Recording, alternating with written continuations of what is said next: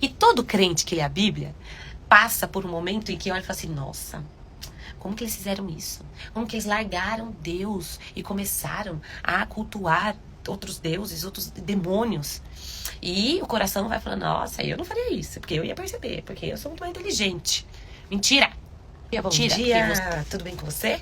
Estamos aqui para mais um tempo com Deus, mais um devocional. A gente está fazendo a série Marcadas. Hoje é o terceiro dia. O que é? Quem é a mulher marcada? De que a gente está falando? Nós estamos falando da mulher marcada pelo Espírito Santo. Ela foi selada com o Espírito Santo a partir do momento que ela fez de Jesus o seu Senhor e Salvador. E aí começa o processo. Ontem a gente falou do como o Espírito Santo age na gente, de como ele vai construindo o caráter de Cristo, e como hoje a gente vai falar sobre situações e coisas que tentam roubar esse lugar de Jesus no nosso coração, e que a gente precisa, ficar esperto. Então vamos lá? É exatamente isso, eu acabei aqui, pulando toda a minha introdução, estava escrito aqui. Seguinte, o que tem tentado ocupar o lugar de Jesus no nosso coração é muito mais sutil do que a gente pensa. Por quê? Nem tudo que afasta o nosso coração, ou que quer ocupar o nosso coração, o trono do nosso coração, é escancarado. Ou chega com uma placa. Eu estou aqui para ocupar o lugar de Deus no seu coração. Não chega assim. É sutil. É sutil demais. E se a gente não perceber, a gente cai. Por quê? Aqui está escrito, gente, João 2, 15 e 17. Olha aqui, que interessante. Não amem os costumes do mundo. Não amem os valores do mundo. O amor do mundo sufoca o amor do Pai. Praticamente tudo que acontece no mundo, desejo de seguir o próprio caminho, de querer tudo para si, de parecer importante, não tem nada a ver com o Pai. Tudo isso o afasta do ser humano. O mundo e os seus desejos vão passar, mas quem faz o que Deus quer está garantido na eternidade. Exatamente isso. E aí o seguinte, então tá, Cláudia, eu não amo o mundo. Como assim? Eu amo Jesus. Como assim? É tudo tão sutil e etc. É sutil. E se você não prestar atenção, você cai. Ou às vezes você percebe depois que já caiu. Você acha que você, como diria a minha avó, você é mais bonitinho? Não. O coração do homem é enganoso. Eu não canso. Olha, devocional sim, devocional não. Eu falo, eu te lembro de Jeremias 17, 9 e 10. O coração humano é terrivelmente sombrio e enganoso. Um enigma que ninguém consegue decifrar. Mas eu, o Eterno, investigo o coração e examino a mente. Eu examino o coração humano e vou à raiz de tudo. E trato o homem como ele é na realidade e não pela aparência. É isso mesmo. Uma das grandes lutas que a gente tem não é só Satanás, não. É o desejo do próprio coração. O que Satanás faz é o seguinte, ele sabe do que você gosta e põe um cardápio assim na sua frente. Olha, você gosta disso, você gosta daquilo, aí ele vai te trazendo o que você gosta para aquilo virar tentação. A palavra de Deus fala, Deus não tenta ninguém, quem tenta é o diabo. Aí ele vai lá e você gosta disso? Você gosta de ser valorizado? Então, você gosta de buscar segurança? Você gosta de se sentir amado? É isso? Ele pega e percebe aquilo que você gosta, aquilo que satisfaz seu coração e coloca diante de você, para você ser tentado. João, ele deixa bem claro. O que você ama interfere no seu comportamento. E isso é tão óbvio, é incrível como a gente deixa passar. Jesus fala em Mateus 6, 21 que, porque onde estiver o seu tesouro, ali também estará o seu coração. O que acontece? Aquilo que você dá muito valor, aquilo que você coloca em primeiro lugar, ocupa o trono do seu coração. E a rotina, ela vai deixando isso tão sutil que quando você vê, já ocupou. A gente pode passar ali na igreja. E crente, tá? Crente que já falou que pertence a Jesus. Aí o que acontece? Você vai lá na igreja, você ouve um louvor que é tão bonito. Ali você tá totalmente envolvida no clima, das luzes, da música, do momento. E daí você tá lá e a música, a letra é assim, Jesus, você é tudo pra mim. Aí você levanta a mão, aí você fala, Jesus, você é tudo pra mim. Aí durante a semana, quem ocupa o trono do seu coração não é Jesus.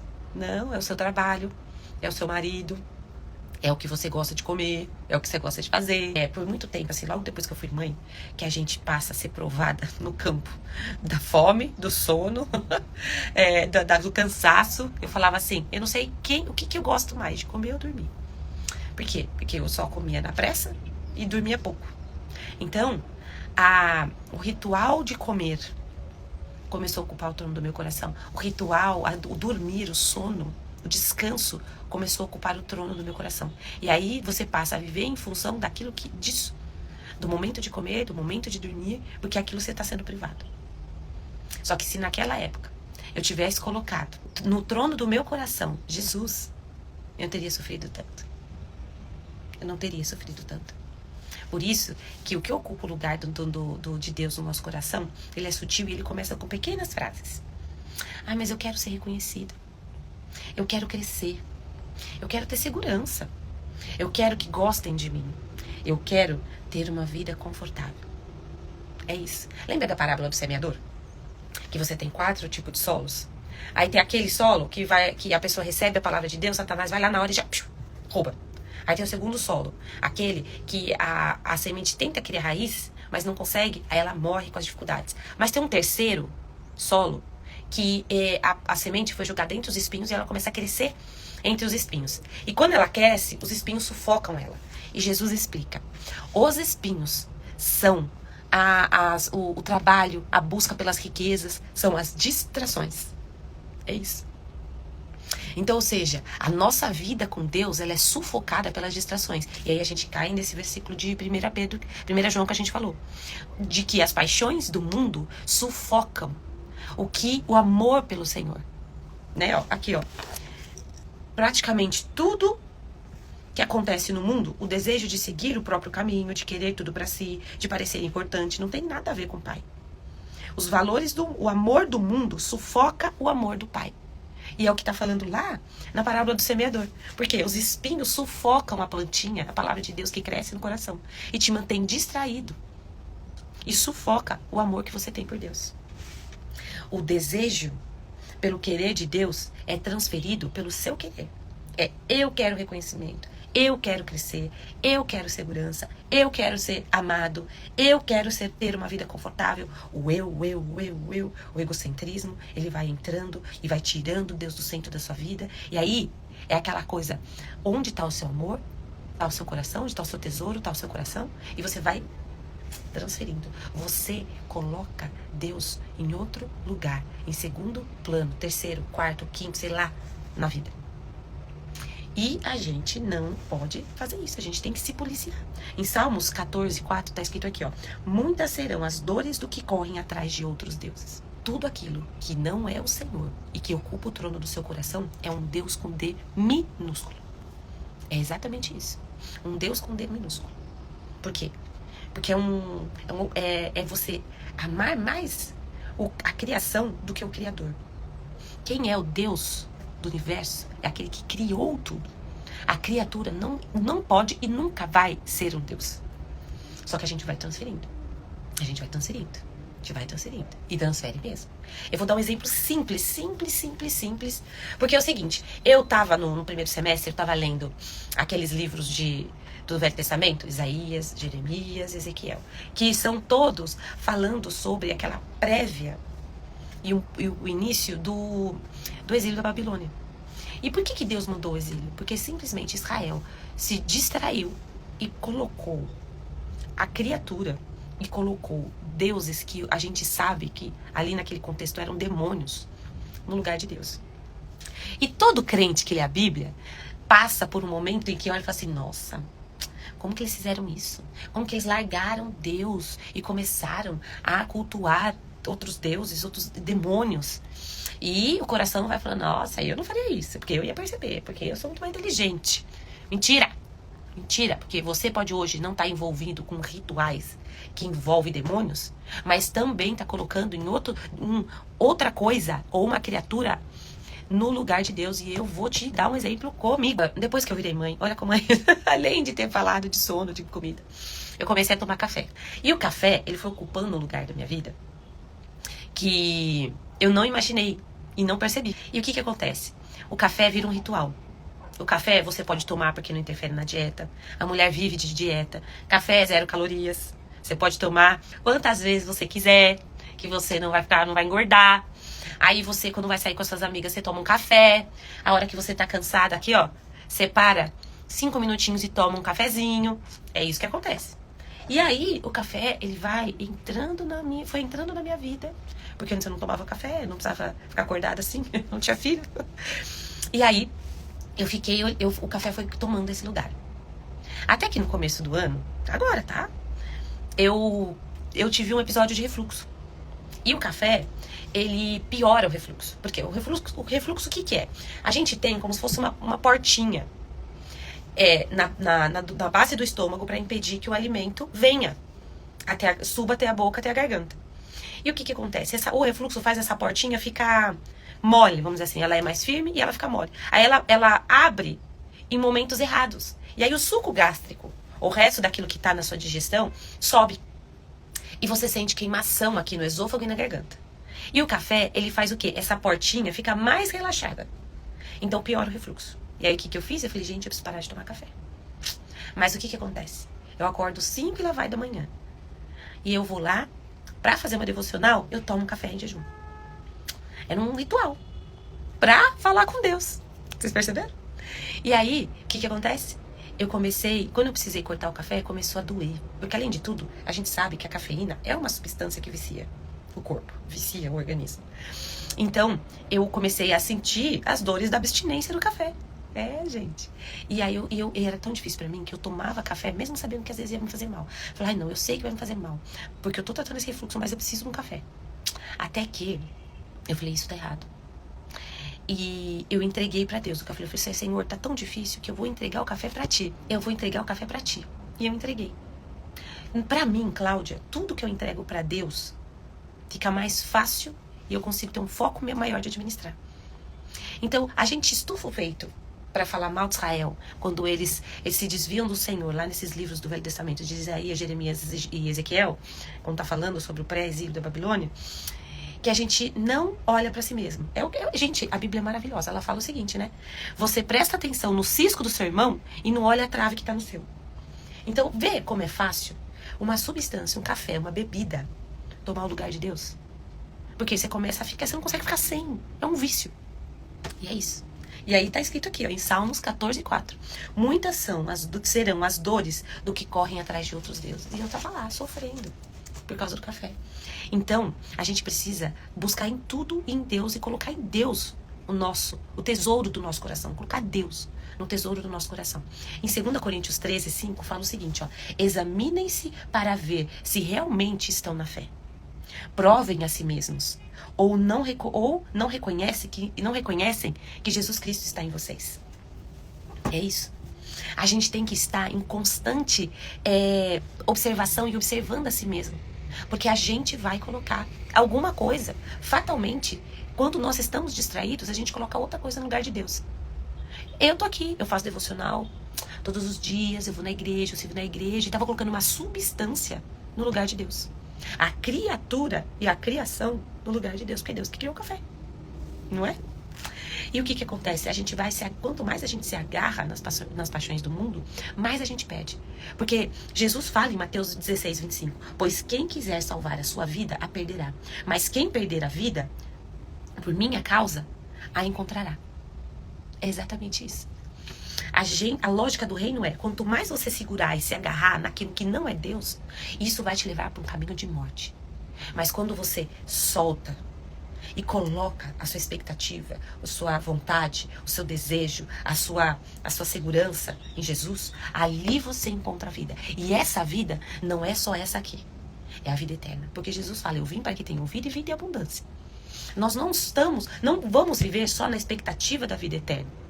A gente reina com Cristo agora. Então, a nossa vida abundante é a partir de agora. Mas essa vida abundante, ela só vai acontecer e a gente só vai desfrutar dela quando a gente coloca Jesus no trono. Então, a gente precisa ficar esperto com a gente mesmo. Porque quando o diabo, ele coloca o menu da tentação na sua frente. Mas ele coloca o menu que você gosta. Porque ele não é besta. Ele coloca na sua frente o menu da tentação daquilo que você gosta. E eu vou dar outro exemplo comigo, porque comida é fogo, tá? Comida é uma boa tentação. Ano passado, lá por setembro, eu tava vendo assim meus filhos brigando muito. Eu tenho 3 meninos, gente. Então assim, o dia de uns irmãos, eles começam, eles ficam pendendo do amor e pro ódio. Eles têm 5 minutos de amor, 15 minutos de ódio, porque daqui a pouco eles estão reclamando pra mim, olha o que ele fez. O meu caçula, de 8 anos, ele fala uma coisa que é tão difícil eu me segurar na hora que ele fala. Ele tá bravo, com raiva do irmão, ele fala assim, mamãe, olha o que esse cara tá fazendo. Olha o que esse cara fez. Eu fico morrendo da risada, porque é o de 8 falando do de 10. Mas o que acontece? Essas brigaiadas estavam dominando minha casa. Dominando minha casa. Eu falei, eu vou fazer um jejum. E eu senti no coração de fazer um jejum de sobremesa, de doce. Em busca, e o tema central ia ser Gálatas 5:22. Que é o quê? O fruto do Espírito. E aí a gente percebe, porque o doce, hoje, tudo nesse mundo está nos levando a viciar em dopamina. O celular vicia a gente em dopamina, a comida vicia a gente em dopamina. O ser humano está viciado em dopamina, mas é a dopamina ruim. Não a dopamina boa.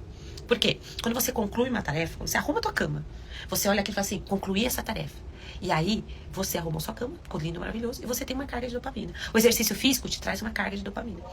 E aí, o doce, o açúcar, te traz uma carga de dopamina.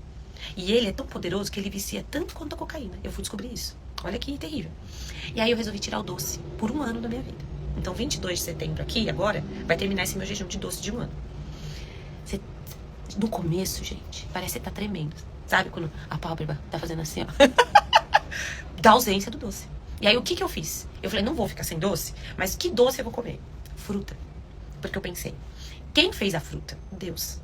E Deus colocou a carga adequada de dopamina em cada fruta. Né? E aí, então, desde então, eu tenho comido fruta, em vez de comer bolo, torta, sorvete.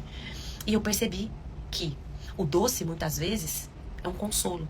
E aí, em vez de você buscar o consolo no Espírito Santo, você busca o consolo na coisa, na criatura, não no Criador.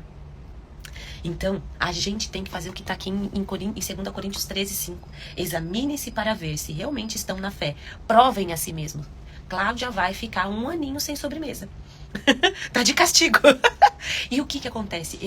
Você percebe o quanto você mortifica a carne, você ativa e vai ativando o seu espírito e você vai vivendo coisas novas com Deus. É maravilhoso.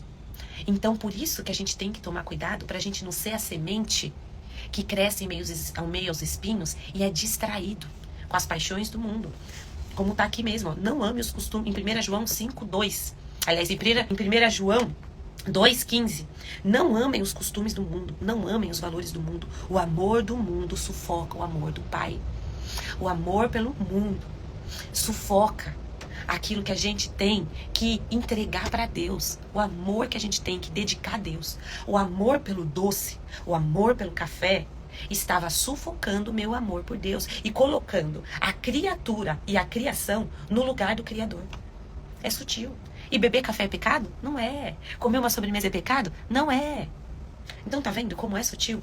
A mulher marcada pelo Espírito Santo, ela está sempre examinando a si mesma para não deixar a criatura tomar o lugar do Criador. Tomar o lugar, as paixões do mundo, tomar o lugar o trono do seu coração. Os espinhos te distraírem e impedir você de frutificar. Então, nós estamos evoluindo aqui na nossa série. Primeiro, nós pertencemos a Deus, nós somos marcadas por Ele.